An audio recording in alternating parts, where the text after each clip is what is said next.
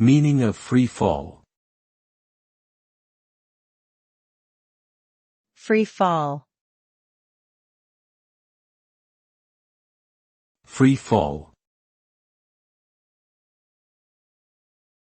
Free fall.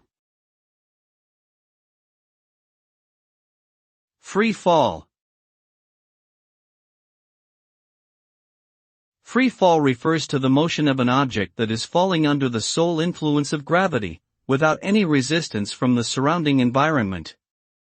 During free fall, the object accelerates downwards at a constant rate of 9.81 meters per second squared, regardless of its mass or size. As a result, the velocity of the object increases with time, leading to a rapid increase in speed.